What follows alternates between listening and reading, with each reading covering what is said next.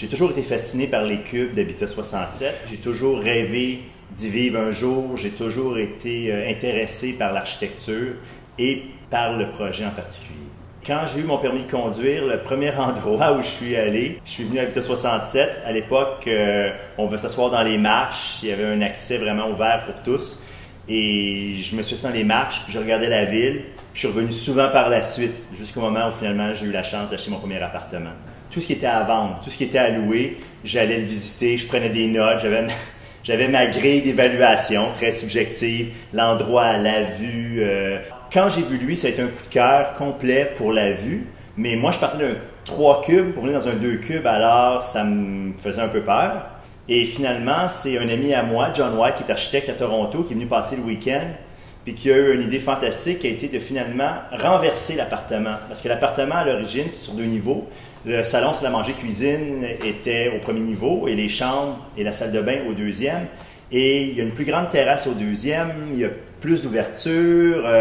Quand John m'a dit « Mais pourquoi on ne met pas les aires de vie en haut puis on ne met pas les chambres en bas? » Ça m'a tout de suite plu. Il y a plusieurs éléments qu'on trouve à Habitat 67. Certains on retrouve ailleurs dans d'autres édifices iconiques des années 60, mais il y en a d'autres qui ont vraiment été seulement utilisés, à ce que je sache, pour Habitat 67.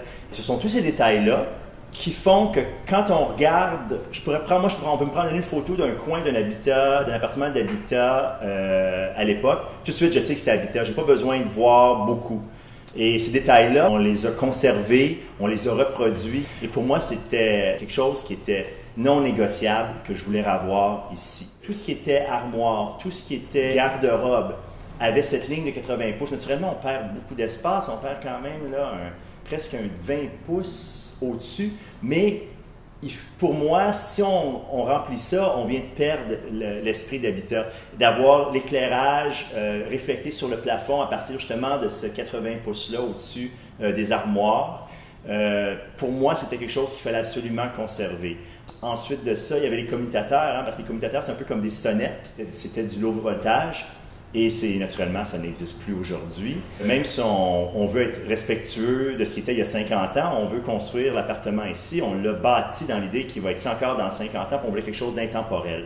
Mais à la fine pointe de la technologie. Alors, on a un système domotique incroyable.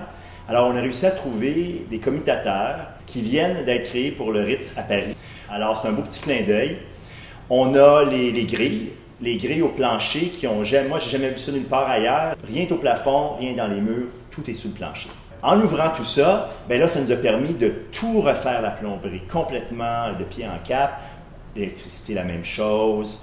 Ça change tout d'avoir cette ventilation-là, linéaire, encastrée. Même chose pour les encastrés au plafond, qui reprennent encore ce qui était à l'époque. Une marqueterie qui est en fait très commune, qu'on retrouve dans plein de maisons, d'appartements, placée toujours en damier. Celle-ci, elle est en rangée. Et ça, c'est encore une signature d'habitat. Tu rentres dans un appartement d'habitat d'origine, ils ont tous la marqueterie comme ça.